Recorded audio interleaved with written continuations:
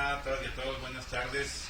Estamos nuevamente en este Congreso Internacional de Derecho de la Universidad Autónoma de Aguascalientes, continuando con los trabajos, en esta ocasión con la presencia de un muy buen amigo, un excelente académico, el doctor Octavio Rodríguez Ferreira, que nos va a platicar sobre el título de su conferencia. Está relacionada con derechos humanos, concretamente los derechos humanos en crisis, algunas ideas para un análisis alternativo.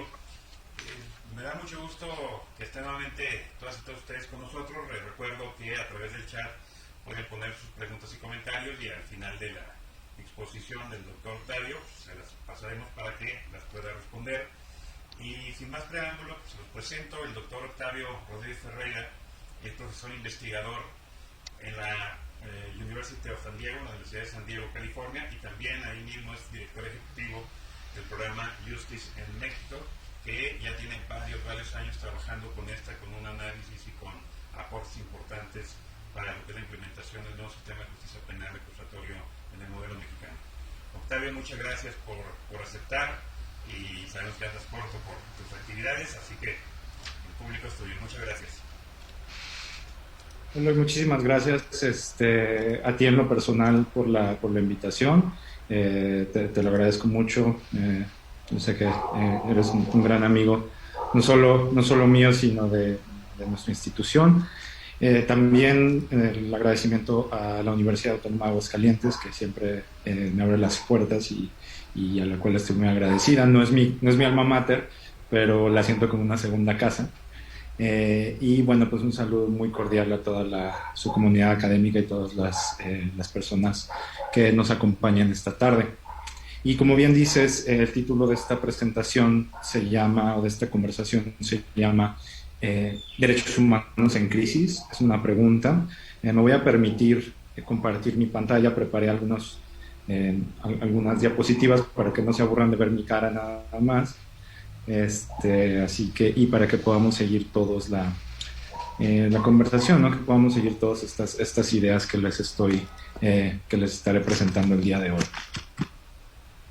Derechos humanos en crisis es una pregunta y es un tema que parece bastante provocador, ¿no? Y cualquiera se podría preguntar, bueno, crisis, ¿cuál crisis? ¿Crisis de qué? Podemos hablar de muchas crisis, ¿no? Y entonces vamos a empezar haciendo quiero hacer una pequeña introducción citando a un autor al cual he investigado ya durante muchos años, el griego, filósofo del derecho, Kostas Douzinas, profesor en la Universidad de Birkbeck en Londres. Y esta frase es lo que dicta o lo que da la pauta a toda la conversación, a toda la presentación del día de hoy. Es decir, el mejor momento para desmitificar la ideología es cuando ésta entra en crisis.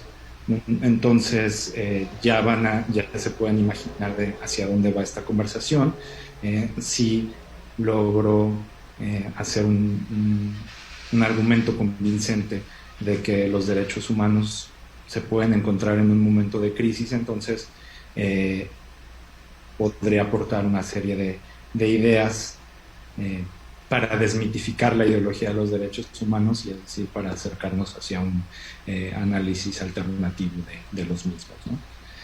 Y como una introducción a esta conversación, quiero solo decir que la última década el mundo ha experimentado grandes cambios que eran difíciil de imaginar, ¿no? Y eran difíciles de imaginar al principio de la década. Sobre todo los últimos 5 años, ¿no? Desde el recrudecimiento de la crisis en Venezuela y la crisis de los refugiados y de los migrantes venezolanos. El día de hoy, el día de ayer, el conflicto entre Hamas y las Fuerzas Armadas de Israel que se recrudece y está cobrando más y más víctimas.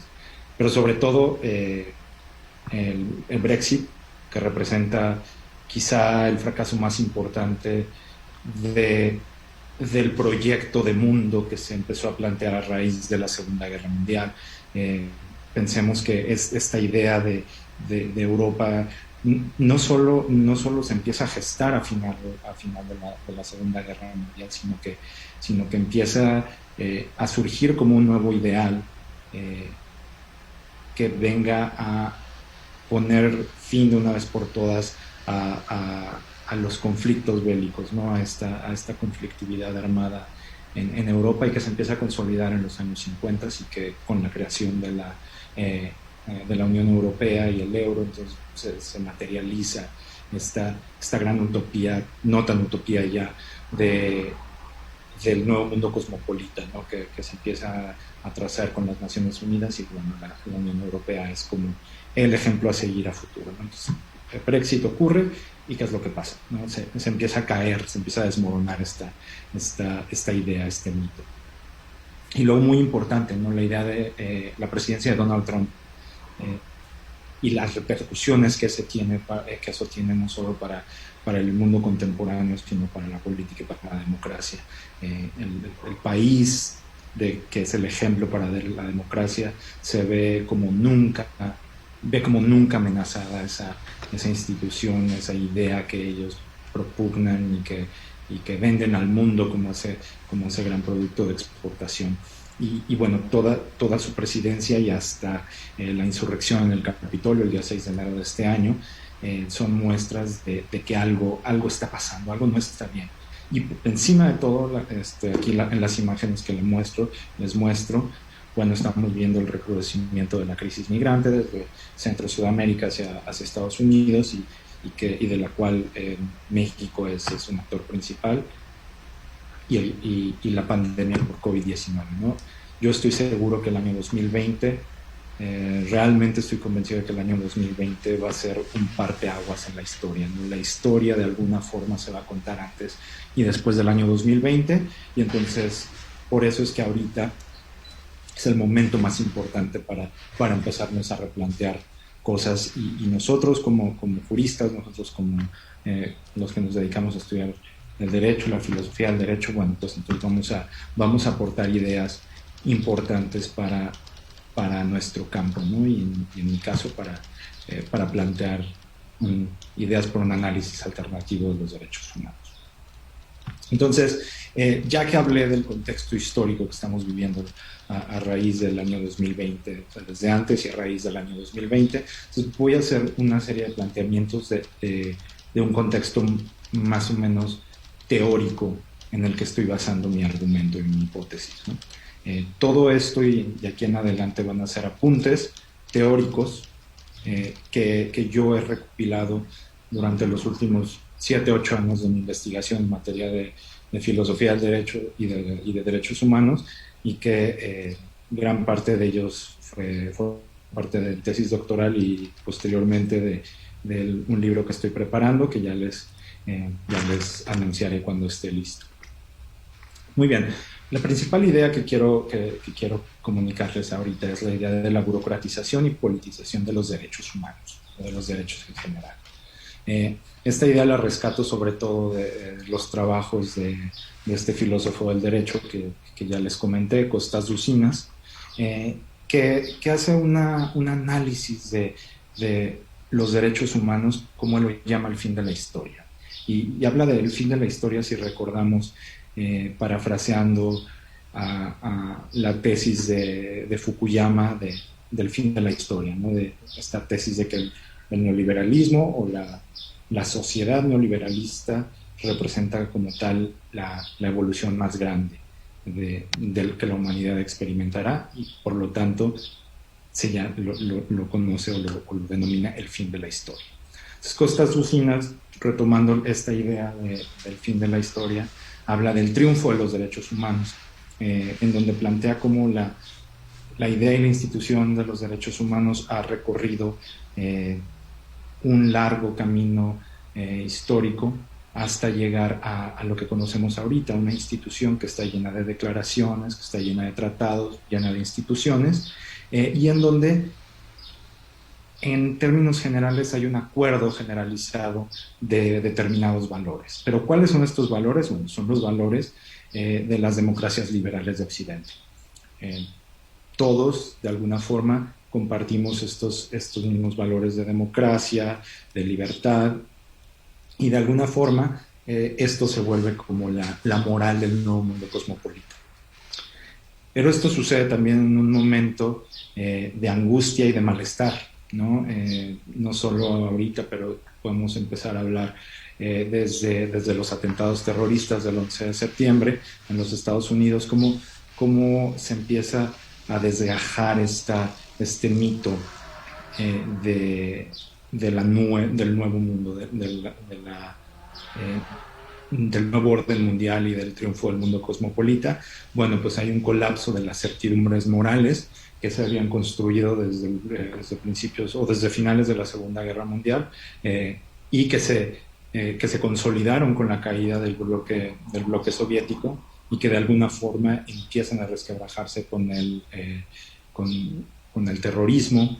Costas Lucinas habla de que aquellos grandes amigos de los derechos humanos de pronto ante la crisis del terrorismo empiezan a sugerir que es posible violar derechos humanos para castigar a los malos, ¿no? Y entonces narrando en su libro Derechos Humanos Imperio, narrando cómo los derechos humanos ya se vuelven en un arma del poder, ¿no? Y que se ejemplifica claramente con el terrorismo y con esta permisibilidad de ciertas prácticas violatorias de derechos humanos en aras de la protección de la sociedad de las manos de los malos actores, que así los denominan Costas Lucinas.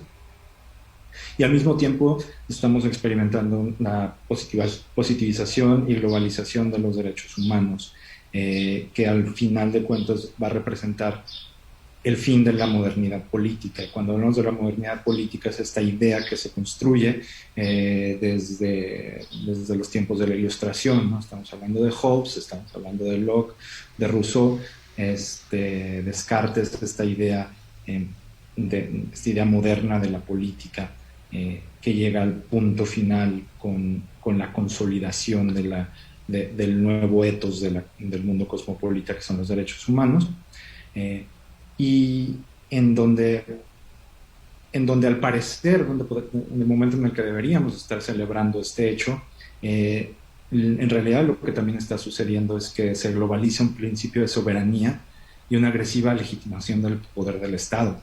Curiosamente, en un momento en donde se hablaba de la pérdida del papel fundamental del Estado en las relaciones internacionales, ¿no?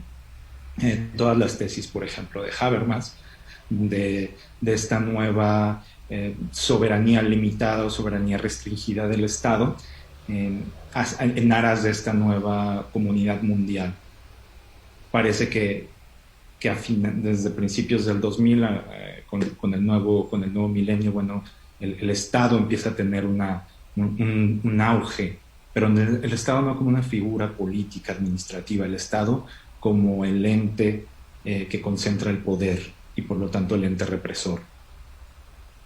Pero al mismo tiempo, y esto ocurre con la bandera de los derechos humanos, es decir, los derechos humanos se convierten en la razón de ser el Estado, al mismo tiempo de que el Estado es nunca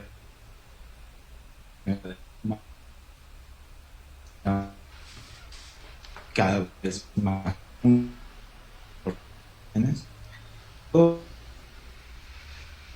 no tanto como políticas dirigidas o políticas implementadas para violar derechos humanos, sino sobre todo a nivel de calle, ¿no? en la interacción diaria entre autoridades y la ciudadanía es donde se están dando, y se han dado siempre, ¿no? pero vemos quizá cada vez más este tipo de violaciones.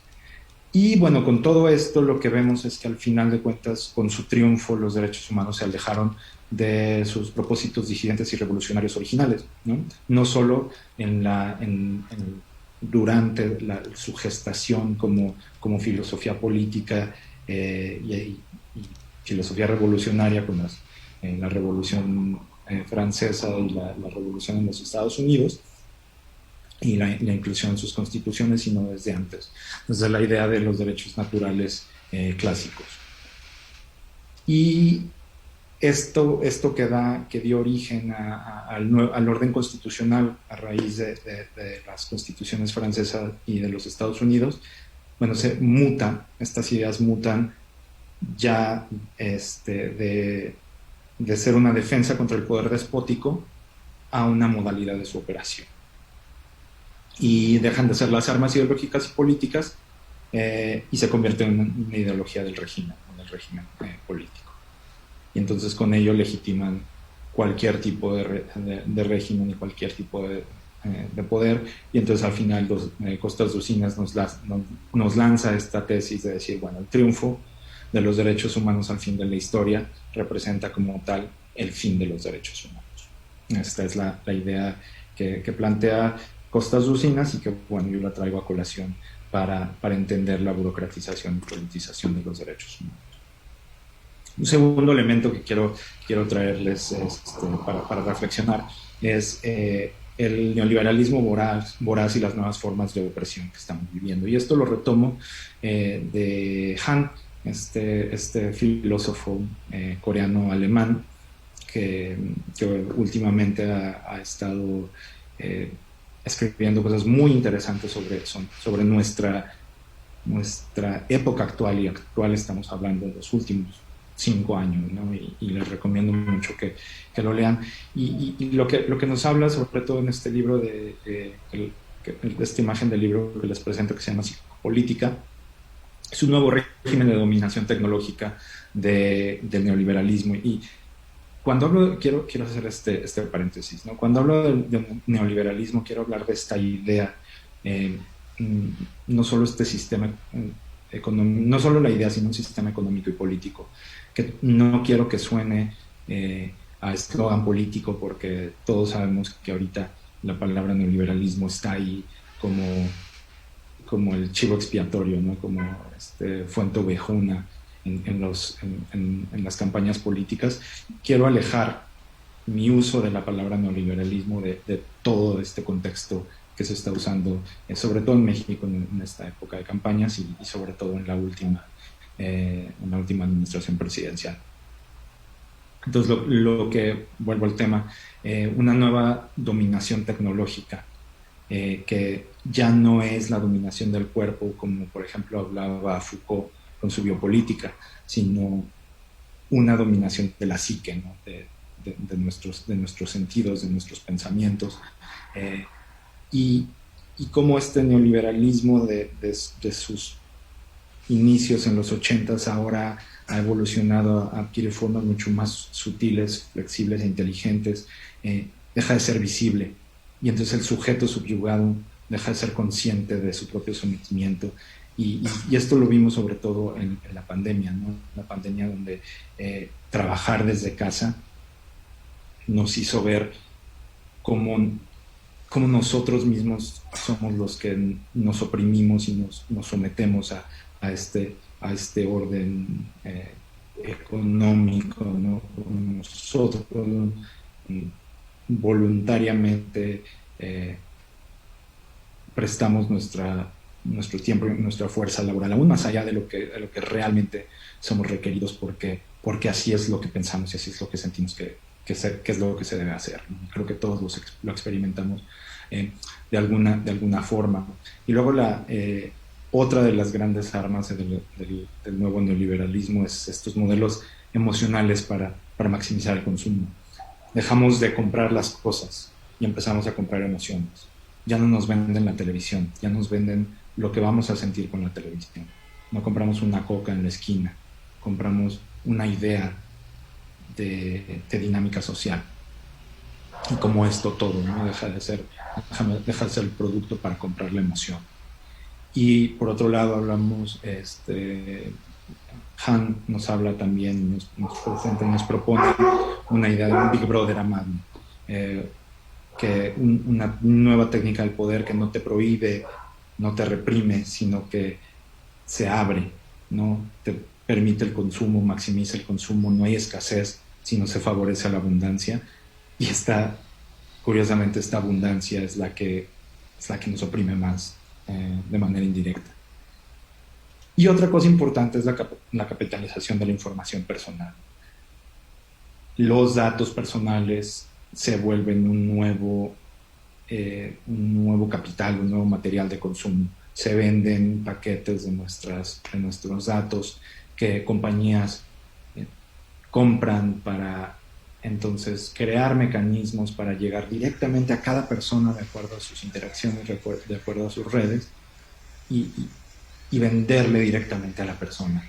Ya no estás haciendo una campaña masiva de mercadotecnia y estás haciendo una campaña que se basa en tus hábitos, en tus gustos, en tus miedos, en toda tu, digamos, tu cosmología, por decirlo de alguna forma. Entonces, hasta aquí la idea de este nuevo neoliberalismo y sus formas de opresión. Y luego hablábamos un poco de Brexit y hablábamos un poco de la presidencia de Donald Trump, y lo vemos claramente en esta época de campañas políticas. Y bueno, pues es una polarización social y política. Y por un lado tenemos la consolidación de una agenda progresista, y lo vemos con el movimiento de Black Lives Matter y los triunfos de la comunidad LGBTQ+, y los feminismos que se han vuelto más vocales y que están conquistando arenas que no tenían antes. Y obviamente todo esto viene como respuesta a un hartazgo de la violencia, ¿no? Esta respuesta a una violencia que no termina, y entonces esta violencia abre nuevas arenas de lucha para que movimientos que tienen una agenda más progresista empiecen a tener conquistas más claras, más tangibles. Entonces, de un lado, pareciera que el mundo se mueve hacia un estadio más progresista, donde estamos dándonos cuenta de la violencia y la opresión en contra de las minorías étnicas, estamos dándonos cuenta de la violencia de género y de la intransigencia y de todos estos modelos represivos, ¿no? Pero al mismo tiempo de que parece que el mundo se vuelve un poco más flexible hacia estos fenómenos, también hay un renacimiento de los nacionalismos y los neofascismos, ¿no? Y entonces crece esta idea de la necesidad del hombre fuerte como el líder que nos va a llevar al progreso, de alguna forma, ¿no? Entonces, ¿quiénes son las imágenes de este hombre fuerte? Bueno, pues tenemos a Vladimir Putin, tenemos a Donald Trump, a Erdogan en Turquía, tenemos a Duterte en Filipinas y muchos más, ¿no? Xi Jinping en China y muchos otros que se convierten en esta idea de líder que estamos necesitando para finalmente salir del hoyo en el que nos encontramos, el hoyo económico, político, etc. Y bueno, y esto sucede, y aquí cito el libro de... Disculpen el poco. Cito el libro de How Democracies Die, o Cómo Mueren las Democracias, en donde habla de la fábula de Sopo del caballo, el ciervo y el cazador. Muy rápido, un caballo se da cuenta que no puede competir contra un ciervo, entonces regresa con el cazador y le dice: oye, te voy a encontré un ciervo, si lo matas vas a tener carne y vas a tener la piel y los cuernos, y te va a servir y te va a dar dinero y todo si me ayudas a vencerlo, ¿no? Entonces el cazador le dice al caballo: está bien, y el caballo le dice: bueno, móntate en mí y vamos, ¿no? Entonces eventualmente van a buscar al ciervo, pero el ciervo se escapa, y ante eso el caballo dice: bueno, pues ya no lo logramos, bájate y continúa haciendo tu vida. Y el cazador le dice: no, ya estás aquí, creo que me voy a quedar aquí encima de ti. Y esa fábula es la que plantea el libro de Cómo Mueren las Democracias, de cómo estos nuevos líderes fascistas entran a la política, entran como traídos por grupos que necesitan digamos, su base, ¿no? Una base quizá populista, un empuje en redes sociales, entonces se lo suben encima como para poder lograr victorias políticas, y de repente el cazador ya no se baja de ellos, ¿no? Y eso sobre todo narra este tipo de historias que sucedieron con Hitler, con Mussolini, o incluso con el mismísimo Donald Trump. Y al mismo tiempo esto sucede en un contexto donde claudican o se erosionan los contrapesos, donde los partidos políticos, por ejemplo, los partidos políticos de oposición, que tienen que ser el contrapeso, ya no pueden ser el contrapeso, quizá porque claudicaron con ello, porque se erosionaron, porque perdieron legitimidad. Y los poderes, la prensa, en fin, son incapaces o pierden la fuerza de los contrapesos, y así se consolida las autocracias y se consolidan los regímenes de estos hombres fuertes. Y al mismo tiempo vemos la polarización social.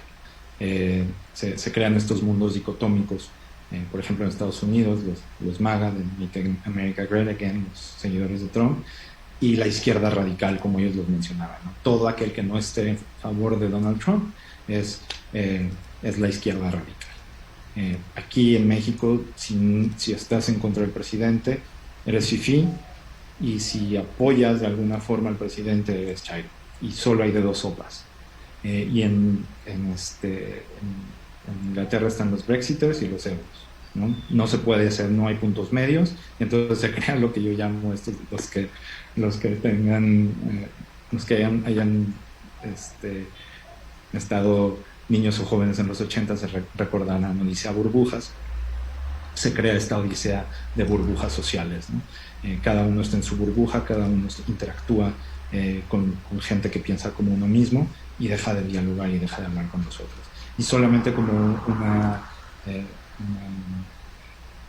anécdota personal, el año pasado, en tiempos de la elección, justo después de la elección presidencial en Estados Unidos, hice un viaje por el estado de Utah, en los Estados Unidos, y es un estado bastante conservador y que en su mayoría apoyaba al presidente Trump. Y hablando con alguna persona me comentaba, es que todos mis amigos, toda mi familia, toda la gente que yo conozco está a favor de Donald Trump. No entiendo cómo Donald Trump perdió, ¿no? Pero es que eso es una burbuja. Yo, por ejemplo, viviendo en San Diego, yo vivo en otra burbuja también, una burbuja progresista, donde todo el mundo tiene ideas que realmente van en contra de las ideas de Trump, y entonces se crean, ¿no? Todos vivimos en estas burbujas.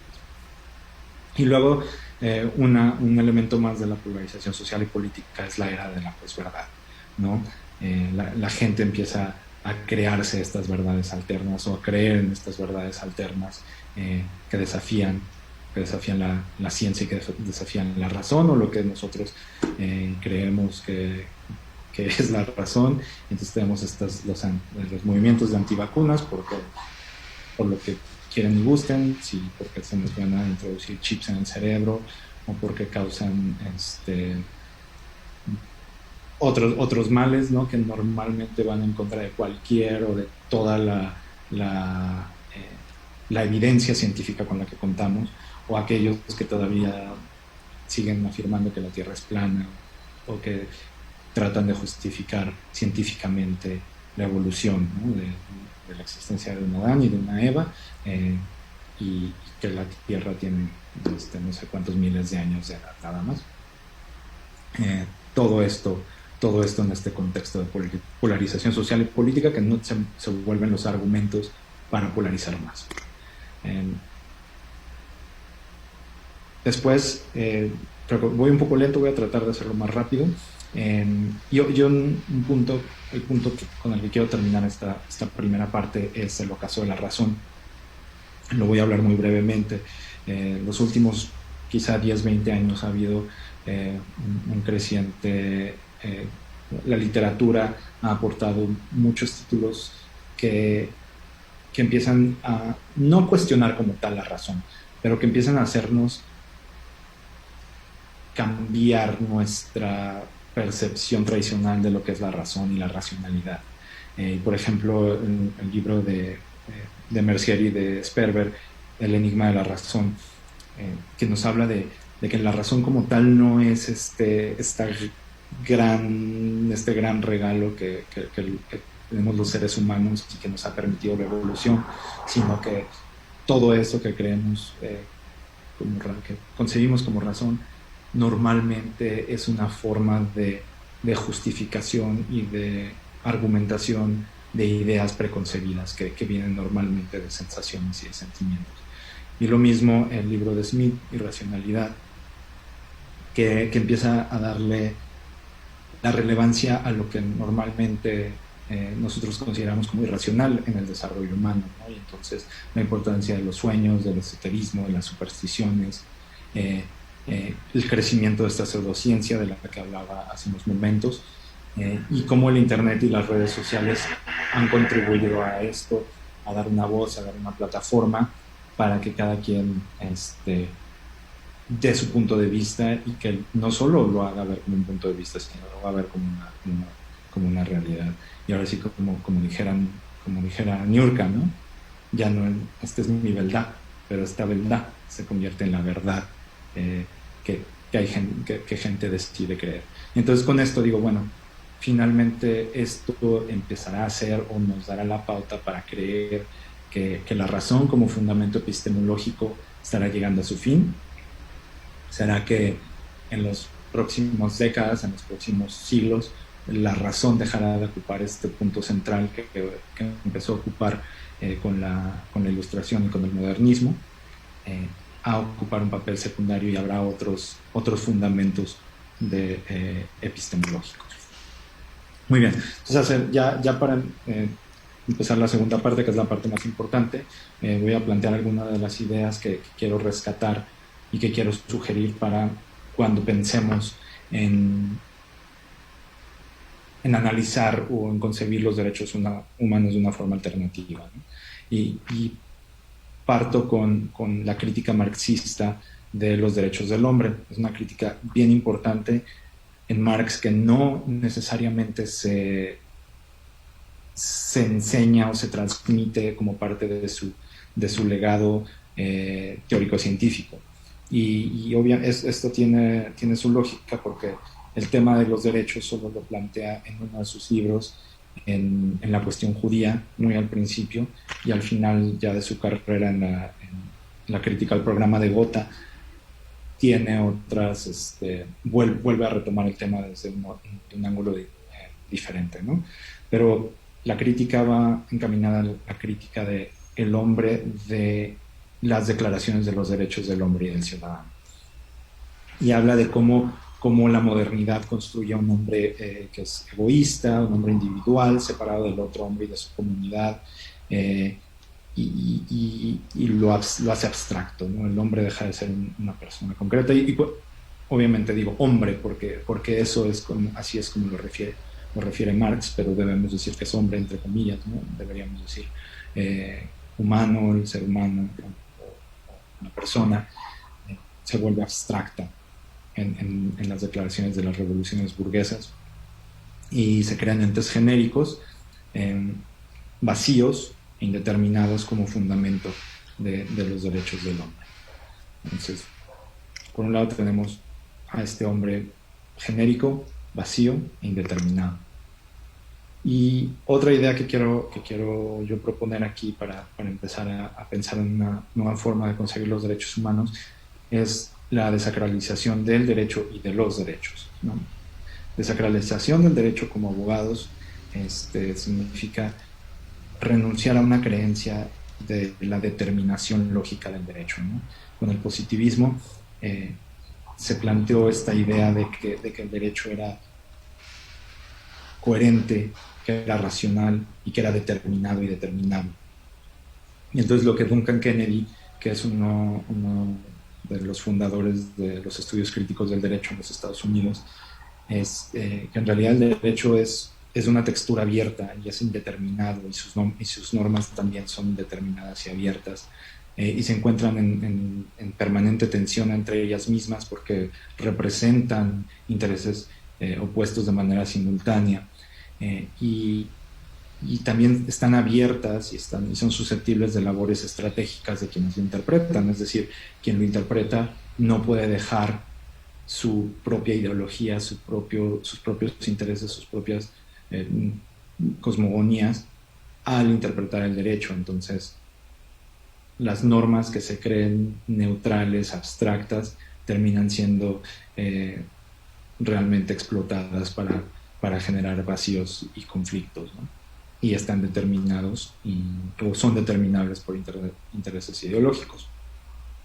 Otra idea que nos plantea Kennedy es el papel ambiguo de los derechos, y creer y entender que los derechos son al mismo tiempo normas y al mismo tiempo las razones o el fundamento de las mismas. Y esto a lo mejor lo podemos relacionar un poco con Alexi y con sus normas y con sus principios, pero Duncan Kennedy va más allá y entonces habla de derechos exteriores que son fundamentos abstractos que no están incluidos en los discursos jurídicos, y tenemos derechos interiores, aquellos derechos que han sido positivizados e interiorizados y que ya forman parte de un discurso jurídico.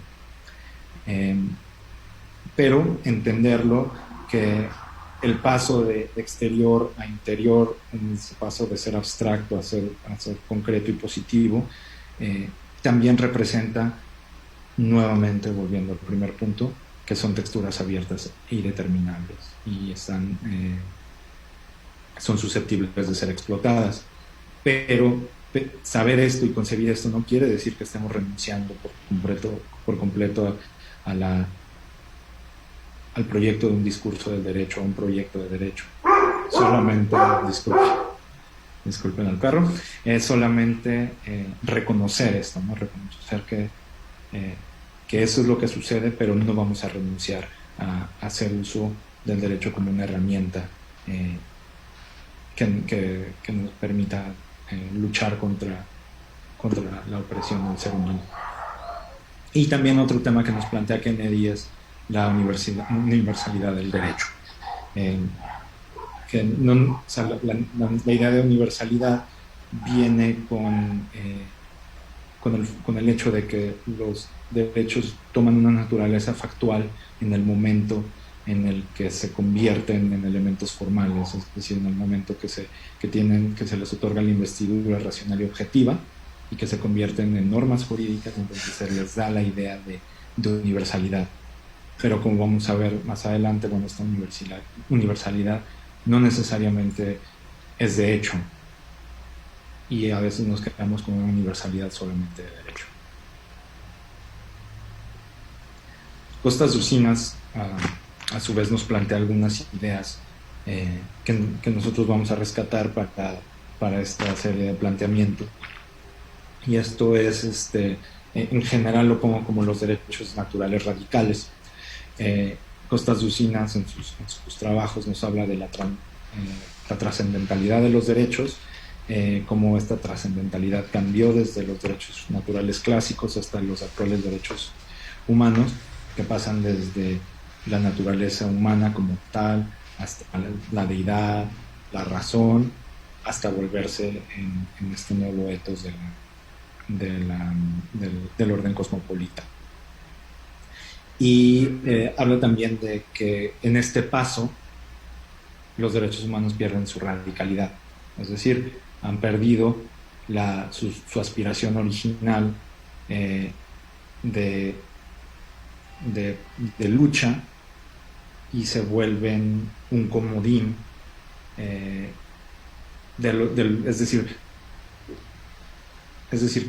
pierden este carácter revolucionario y radical para volverse en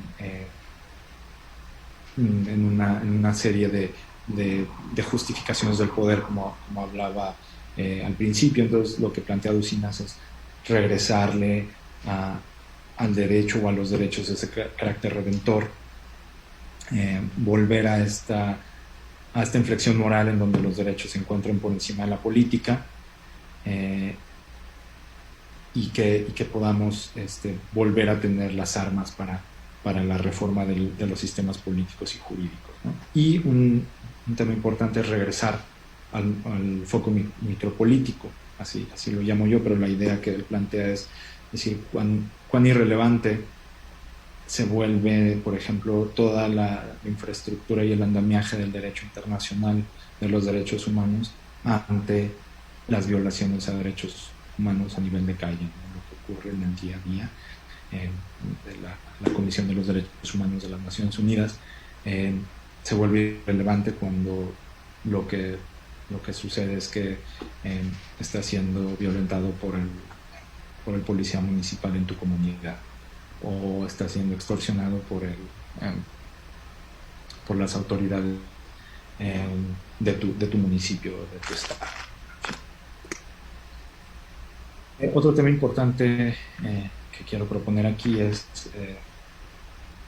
basándonos un poco en la teoría de la deconstrucción de Derrida, es pensar en si es posible aplicar de alguna forma esta idea de la deconstrucción al derecho,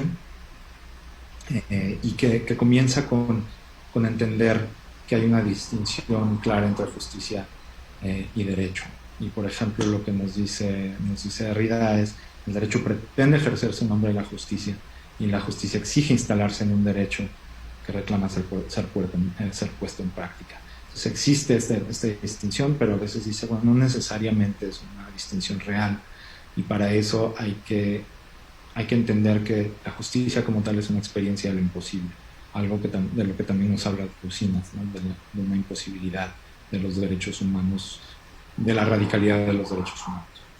Y entonces, partiendo desde esta idea de la justicia infinita, pero al mismo tiempo imposible, podemos ponerlo como un ideal que nos permita siempre tratar de llegar a esa meta de la justicia que no necesariamente vamos a alcanzar, pero que nos permita ampliar los campos de interpretación para incluir ya no solo el derecho, sino otros campos y otras disciplinas que no necesariamente suelen ser tomadas en cuenta en un análisis jurídico. Y ya terminando con estas ideas, les planteo que todo esto no puede ir desprendido de un ethos. Y como no lo mencioné al principio, pero como se darán cuenta, todas estas ideas son ideas que nacen desde una visión crítica del derecho. No son versiones naturalistas, no son posiciones naturalistas, no son posiciones positivistas, son posiciones meramente críticas. Y entonces, uno de los problemas que han tenido las teorías críticas es su relación con la ética, ¿no? Porque la teoría crítica normalmente renuncia a la trascendentalidad y a la universalidad, y entonces, ¿cómo nos vamos a plantear una idea de ética que no sea universal ni trascendente, pero que al mismo tiempo tenga la fortaleza que necesitamos para que guíe estas nuevas interpretaciones, no solo del derecho, sino de todas las instituciones jurídico-políticas de nuestro mundo actual? Entonces, por un lado, rescato la ética cara a cara de Levinas, que se vuelve como el arquetipo de la ética crítica, donde necesariamente hay una responsabilidad preexistente a cualquier autoconciencia de uno para el otro. Es decir, en el momento en el que el uno se encuentra con el otro, nace este deber de respeto que existe previamente sin que sea un producto universal que venga dirigido o enviado por una divinidad o que sea metafísica. Simplemente en el momento del choque cara a cara nace este momento atemporal de deber y de responsabilidad por el otro.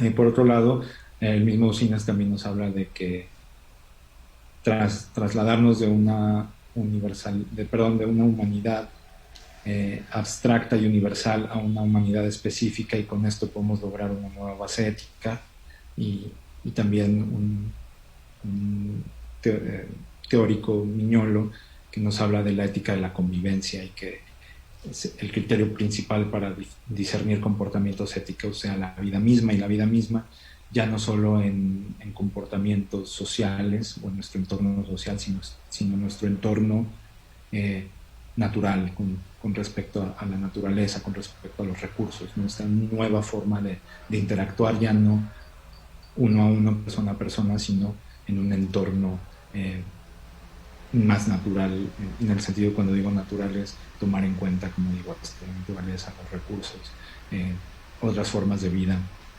etcétera. Pues ya para terminar con esto, plantear la idea de que si bien las doctrinas críticas o las teorías críticas hablan de una imposibilidad de los universales, entonces vamos a rescatar algunas teorías o algunas ideas que hablan de esta imposibilidad, entre paréntesis el im, del universalismo. Una de ellas es esta teórica francesa de apellido Pinfat, que habla de que existe una imposibilidad como tal de marco universal, pero eso no elimina una necesidad de una teoría de los derechos humanos que tenga pretensiones de universalidad.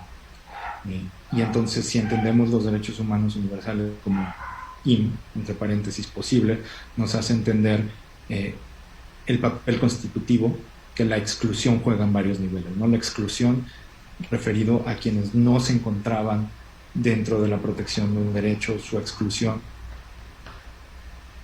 exclusión material, aunque no formal, constituye esa imposibilidad. Es decir, en ese momento esa universalidad pretendida se vuelve imposible, pero se le pone el paréntesis de im porque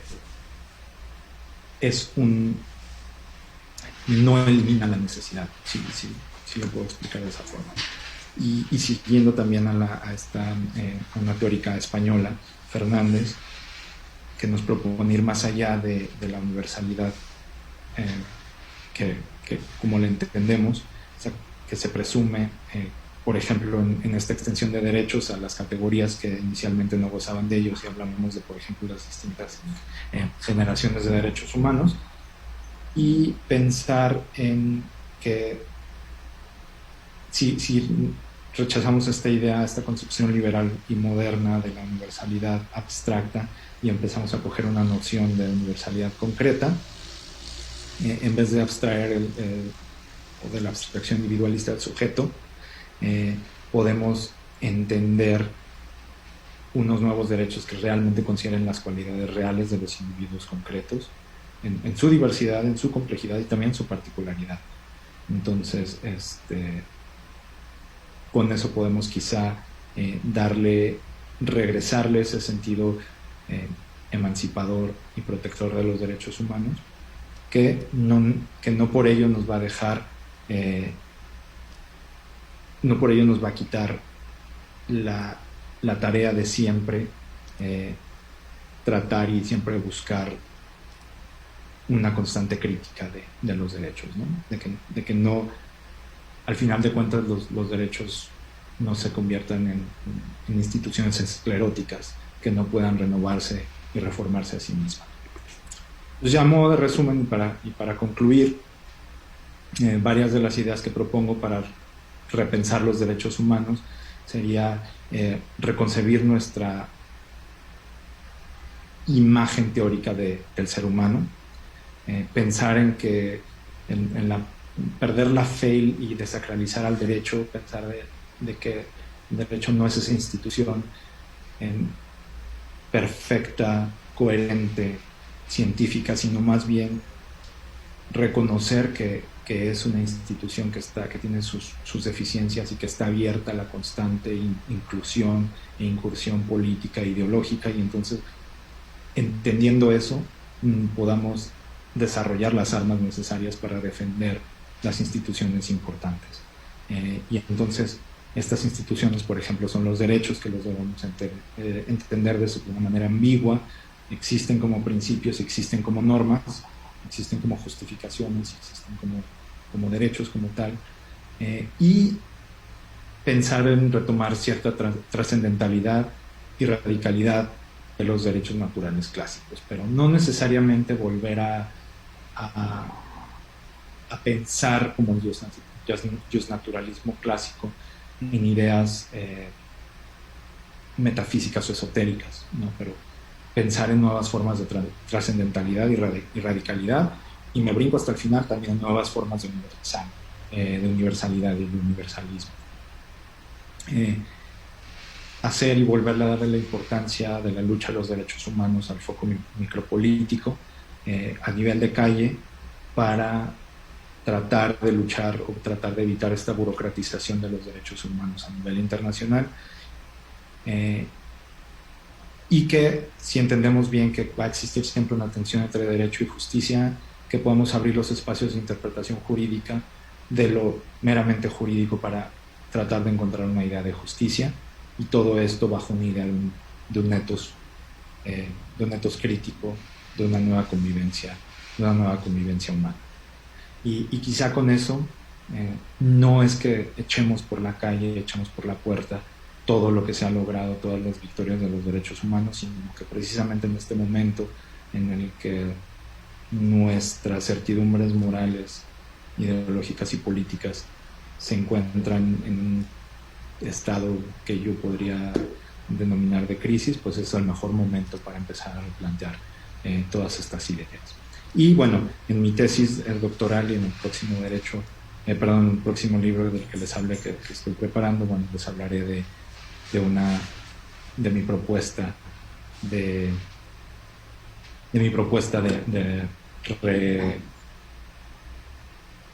reinterpretación de los derechos humanos desde varios de estos puntos de vista, o partiendo de varios de estos puntos de vista críticos. Entonces, por mí, estoy por terminado esto, ya me excedí un poco del tiempo, así que Eloy, si hay alguna pregunta, con gusto. Tal vez sí hay algunas preguntas, te las voy planteando si gustas, y ya vas dando la respuesta que gustes. Una pregunta de Calixto González: ¿cómo se podría implementar una educación para la paz para que pueda adaptarse a cualquier cultura y que a pesar de la distancia social y cultural nos entendamos con un solo lenguaje moral? Si quieres, Eloy, tomamos tres. ¿Por qué no tomamos tres y luego tomamos otras tres y así nos vamos? Esa es la primera. Otra pregunta dice Mari: el sueño de la razón produce monstruos, Goya. ¿La política actual sobre derechos humanos es una política del miedo? Y la tercera pregunta sería: ¿cuál es la diferencia entre racionalidad y razonabilidad?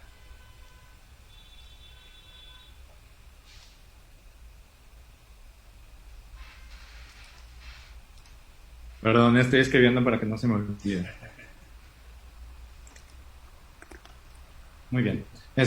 Vámonos por orden y hablando de cómo es posible una educación para la paz, en donde podamos entenderla y en donde podamos compartirla de manera transcultural, ¿no? Eso en términos generales fue como entendí el planteamiento.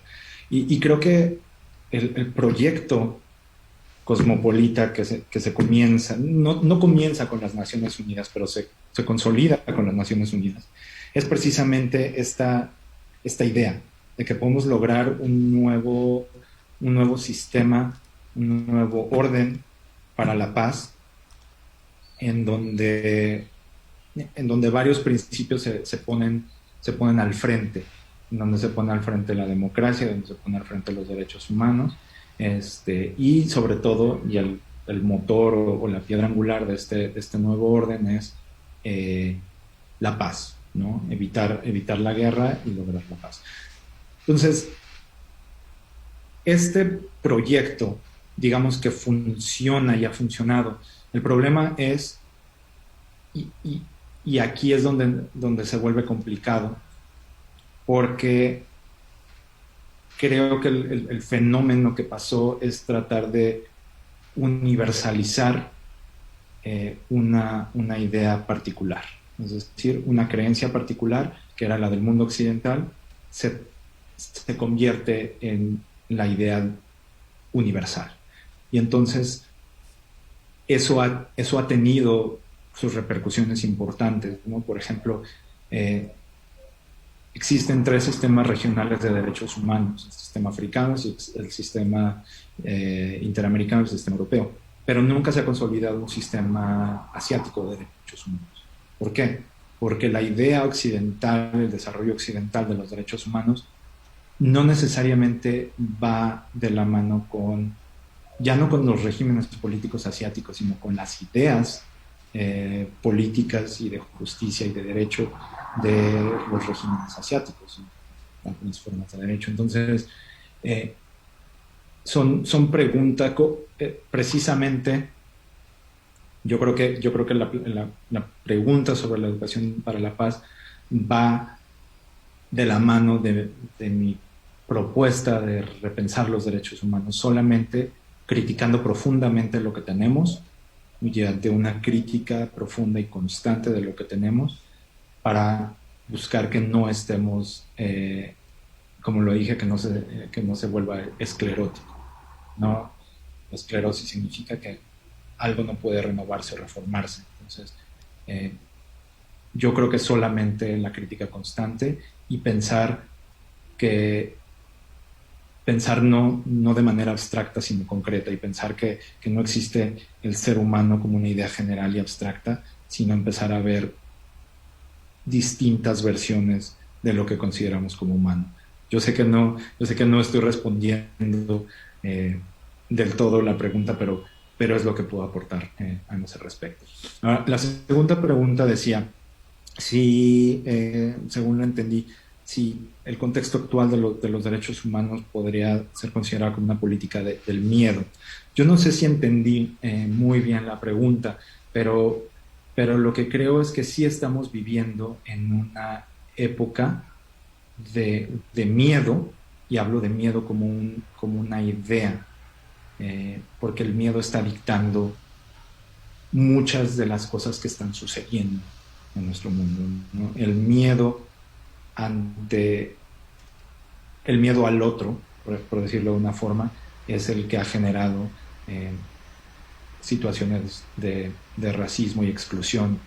El miedo a otras religiones o a otras experiencias culturales e ideológicas ha provocado el racismo y la discriminación. El miedo al terrorismo ha propiciado eh, digamos, la, se me fue la palabra, ha propiciado la justificación de la tortura, por ejemplo, ¿no? Donde ya podemos decir, bueno, si es terrorista no está mal que se torture, cuando no la teoría, la idea de los derechos humanos te habla de esos derechos humanos universales para todos. Entonces aquí se empiezan a ver estas particularidades que nos hace ver que esta universalidad no necesariamente es de hecho, aunque sea planteada como de derecho. ¿Y cuál es la diferencia entre racionalidad y razonabilidad? Eso es una pregunta muy interesante, y yo lo que planteo es racionalidad como el fundamento epistemológico de la humanidad, es decir, depender de la razón, o pensar que la razón es la fuente principal del conocimiento, y a diferencia de la razonabilidad, que es la forma en que nosotros podemos explicar y argumentar respecto de ese conocimiento. Creo que aquí hago una pausa para recibir otras preguntas. Eloy, no sé cómo estamos de tiempo. Sí, Y quizá todavía tenemos tiempo, Octavio. otras preguntitas más, ¿te parece? Sí, si quieres pasamos a otras tres. Dice una, ¿en qué medida el ascenso del modelo chino representa una amenaza para el paradigma actual de derechos humanos? Creo que ya respondiste en parte algo hace un momento.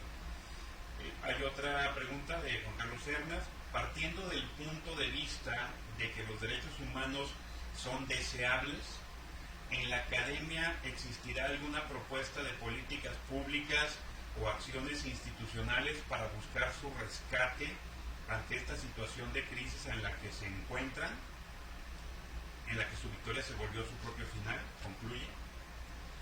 Y otra pregunta, también de Mario Carmona, fue el que hizo el del modelo chino. ¿Cómo se afectan los derechos humanos, como el derecho a la privacidad, bajo el fenómeno de modernidad informática en el que vivimos, en la cual parece que vivimos en un panóptico informático? Súper interesantes las preguntas. Voy a empezar con la del modelo chino porque se conecta muy bien con lo que estuvimos hablando. Efectivamente, o sea, el modelo chino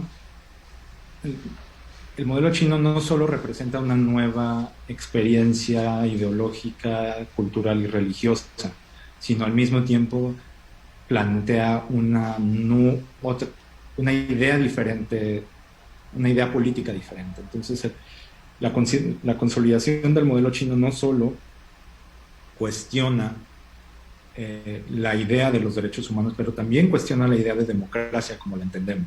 Entonces esto la amplío todavía más la pregunta para decir, no solo amenaza la institución y la idea de los derechos humanos, sino también de la democracia misma. Y sí, es cierto, o sea, lo amenaza porque cuestiona y porque está haciendo algo que nosotros como gente que sentimos que estamos comprometidos con los derechos humanos, no hemos hecho, y eso es criticarlos, porque criticar no es estar en contra, criticar es buscar en dónde nos estamos equivocando.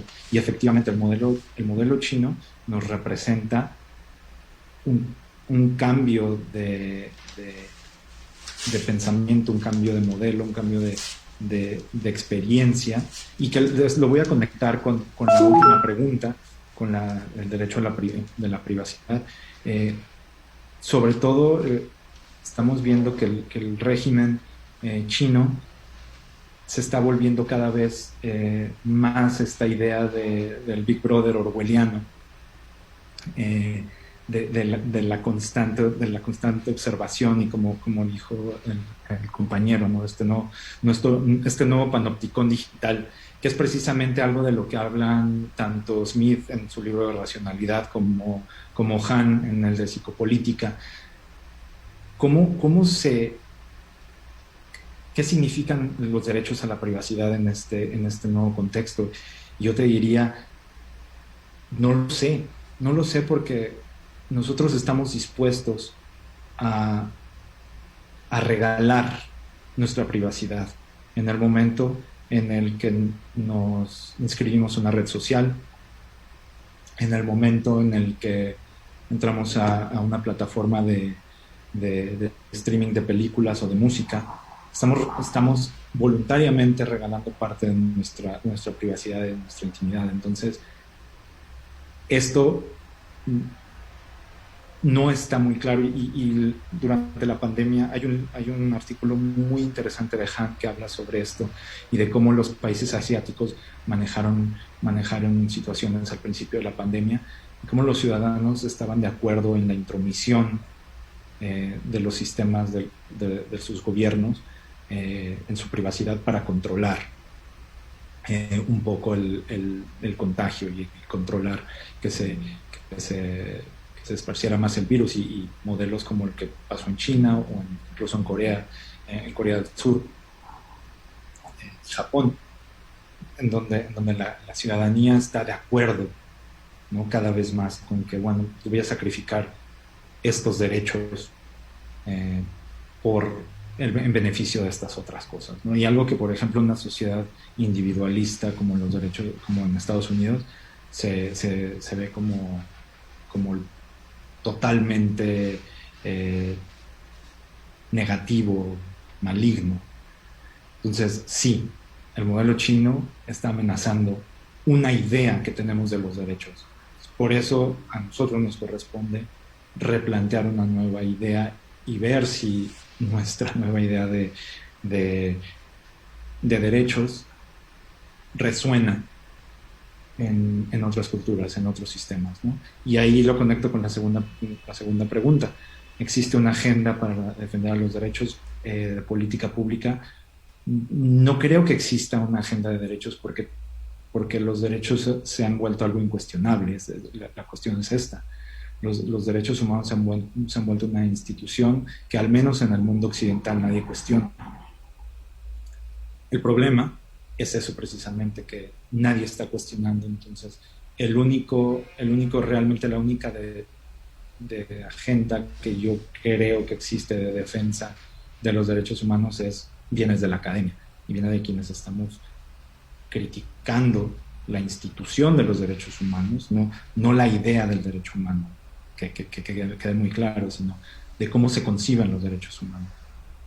Yo creo que somos solamente los académicos quienes estamos tomando o nos estamos tomando esto como nuestra tarea para las próximas décadas, y pensando y tratando de que eventualmente esto se pueda traducir en un modelo viable de política pública. Eloy.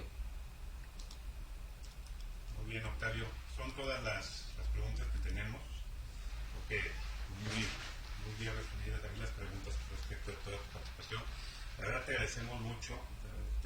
Sabemos que tu agenda está llena, que ahorita estás corriendo por todo ese tipo de cuestiones, pero que te hayas tomado este tiempo y que hayas podido participar aquí en la Universidad Autónoma de Aguascalientes, que es tu segunda, tercera, cuarta, quinta alma mater, si quieres, o la primera, como usted ya sabes que aquí tienes las puertas abiertas.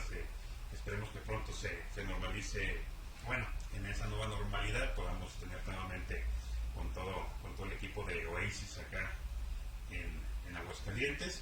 Y pues queremos llegar a tu constancia. Te agradecemos a la Universidad Autónoma de Aguascalientes por conducto del Centro de Ciencias Sociales y Humanidades y el Departamento de Derecho, por haber impartido esta conferencia sobre derechos humanos en crisis, unas nuevas ideas para un análisis alternativo.